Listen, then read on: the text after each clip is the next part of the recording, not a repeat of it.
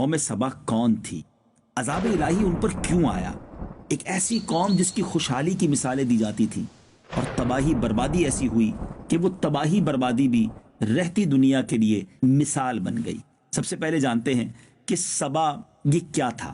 سبا عرب کا ایک قبیلہ ہے جو اپنے موری سے اعلیٰ سبا بن یشجب بن یعرب بن قحطان کے نام سے مشہور ہے۔ یعنی سبا ایک مرد کا نام تھا اور اس کی وجہ سے اس کی قوم سبا کہلائی۔ اس قوم کی بستی یمن میں، اس کا مطلب یہ قوم رہتی تھی شہر صنعاء سے 6 میل کی دوری پر۔ اس آبادی کی ایک کمال کی بات آپ کو بتاؤں، دنیا میں بڑا لوگ چاہتے ہیں کہ ایسی جگہ جائیں جو پرفضا مقام ہو، جہاں پر مچھر وغیرہ نہ ہو، مکھیاں نہ ہو، آب و ہوا فریش ہو، گرد و غبار نہ ہو، پولیوشن نہ ہو۔ سبحان اللہ، یہ قوم ایسی تھی کہ اس کی آبادی کی آب و ہوا اور زمین اتنی صاف تھی، اس قدر لطیف و پاکیزہ تھی کہ نہ اس میں مچھر، نہ مکھی، نہ پسو، نہ کھٹمل، نہ بچھو، یعنی اس طرح کے حشرات الارض بھی نہیں تھے۔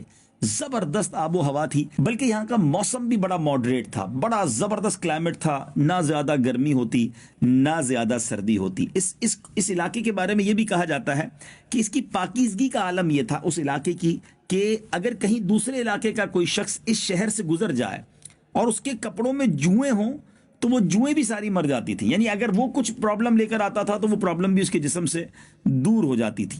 اچھا، اب اس قوم کے پاس ایسے پھل تھے، ایسے زبردست باغات تھے کہ اس میں کثیر پھل لگتے تھے، بلکہ اتنے پھل لگتے تھے اور اس طرح وہ پھل گرتے تھے کہ اگر کوئی شخص اپنے سر پر ٹوکرا اٹھا کر چلے تو بغیر ہاتھ لگائے قسم قسم کے پھلوں سے وہ ٹوکرا بھر جاتا تھا۔ امیجن کریں، شاید آج تو دنیا میں ایسی جگہ نہیں ہے، یقیناً بڑے پرفضا مقامات ہیں، بڑے خوبصورت مقامات ہیں، اللہ کی شان اور اس کی قدرت کے نظارے آج بھی دیکھنے کو ملتے ہیں، مگر قوم سبا کو اللہ نے ایسی خوشحالی دی، ایسی آب و ہوا دی، اتنے زبردست پھل اور باغ عطا فرمائے، بڑے لوگ خوشحال تھے، آرام، سکون، پیشنس کی لائف تھی، بڑی زندگی کے مزے تھے۔ لیکن اب گڑبڑ کہاں شروع ہوئی کہ جب اتنی ساری نعمتیں ملی، اتنی ساری آسائشیں ملی، تو ہونا کیا چاہیے تھا؟ اللہ کا شکر ادا کرتے، اللہ کی نعمتوں پر رب کی بارگاہ میں سربسجود ہوتے، مگر ان نعمتوں نے، اس مال نے، اس آسانی نے اس قوم کو سرکش بنا دیا۔ وہ قوم جو ہے وہ معاذ اللہ تکبر میں مبتلا ہو گئی اور کچھ اپنے آپ کو سمجھنے لگی۔ اللہ تبارک و تعالیٰ نے اس قوم کی ہدایت کے لیے یکے بعد دیگرے 13 نبیوں کو بھیجا۔ 13 انبیاء کرام قوم سبا کے پاس گئے اور قوم کو اللہ کی نعمتیں یاد دلاتے رہے کہ دیکھو اللہ نے تمہیں کتنا اچھا رکھا ہے، اور اللہ کے عذاب سے ڈراتے رہے۔ اللہ اکبر، مگر ان سرکش لوگوں نے اللہ کے نبیوں کو جھٹلایا، ڈینائی کیا، ان کی بات نہ مانی، اتنی ساری نعمتوں کے ہوتے ہوئے وہ شکر گزار نہ بنے۔ اور اس قوم کا ایک سردار تھا جس کا نام حماد تھا، وہ ایک متکبر، بڑا پراؤڈی اور سرکش آدمی تھا۔ اس کا ایک لڑکا تھا اور اس کا جب لڑکے کا انتقال ہو گیا تو اس نے آسمان کی طرف تھوکا، معاذ اللہ، یعنی اپنے کفر کا اعلان کر دیا، اللہ سے بغاوت کا اعلان کر دیا، اور اعلانیہ لوگوں کو کفر کی دعوت دینے لگا، اور جو کفر سے انکار کرتا اس کو قتل کر دیتا۔ اللہ عز و جل کے نبیوں سے نہایت بے ادبی، تکبر اور پراؤڈ والے لہجے میں کہتا کہ آپ لوگ اللہ سے کہہ دیجئے کہ وہ اپنی نعمتوں کو ہم سے چھین لے۔ آپ ڈراتے نا ہمیں کہ نعمتیں چلی جائیں گی اور یہ اللہ نے دی ہیں، ہم شکر نہیں کریں گے تو چلی جائیں گی، تو آپ کہیے رب سے وہ چھین لے ہم سے۔ یعنی وہ یہ سمجھنے لگا تھا کہ یہ سب کچھ ہمارا ہے، اللہ کا نہیں ہے، معاذ اللہ، کیسے چھینے گا، کیسے جائے گی یہ ساری مال و دولت، یہ آسائشیں، اتنی اچھی آب و ہوا۔ لوگ مثالیں دیتے ہیں آل اوور دا ورلڈ، اس علاقے کی جناب خوبصورتی کی مثالیں دی جاتی ہیں، سب ہم سے کیسے چھن سکتا ہے؟ اب جب اس حماد نے اس طرح تکبرانہ لہجے میں، عصیان سے بھرپور لہجے میں جب یہ کہا، اور اس کا عصیان، طغیان بہت بڑھ گیا، نافرمانی بہت بڑھ گئی، تو اللہ تعالیٰ نے اس قوم پر بڑا عجیب عذاب بھیجا، اس قوم پر سیلاب آیا۔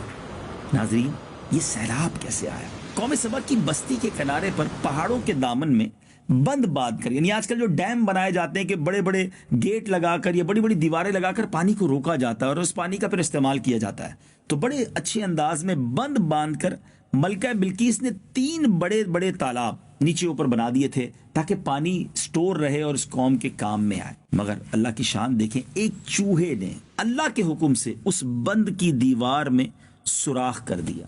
سوراخ تو چھوٹا سا تھا, چوہا کتنا بڑا سوراخ کرے گا, مگر اب وہ سوراخ بڑھتا رہا بڑھتا رہا بڑھتا رہا پانی کے پریشر سے, اور ایک بہت بڑا شگاف بن گیا.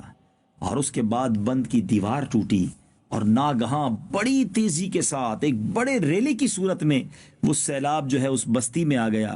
لوگ سکون سے گھروں میں بیٹھے تھے, چین کی بانسری بجا رہے تھے, کوئی ٹینشن نہیں تھی کہ اچانک ایسا سیلاب آیا کہ اس کے دھاروں نے اس بستی کو غارت کر دیا. ہر طرف بربادی اور ویرانی کا دور دورہ ہو گیا. جب یہ سیلاب آیا تو ساری مال و دولت, سارے باغات, سب کے سب اس میں غرق ہو گئے. اتنا زبردست سیلاب تھا کہ پوری بستی ریت کے تودے میں دفن ہو گئی. یہ قوم تباہ و برباد ہو گئی, اور اس کی بربادی ایسی ہوئی کہ پہلے اس قوم کی مثال خوشحالی کے ساتھ دی جاتی تھی, اور اب یہ قوم رہتی دنیا کے لیے بربادی کی مثال بن گئی, ایگزامپل بن گئی کہ دیکھو قوم سبا کیسے برباد ہوئی تھی. پھر ہوا کیا, عمدہ اور لذیذ پھلوں کے جو باغات تھے ان کی جگہ جھاؤ اور جنگلی بیروں کے خاردار اور خوفناک جنگل اگ گئے, اور یہ قوم عمدہ اور لذیذ پھلوں کو ترس گئی. اللہ اکبر.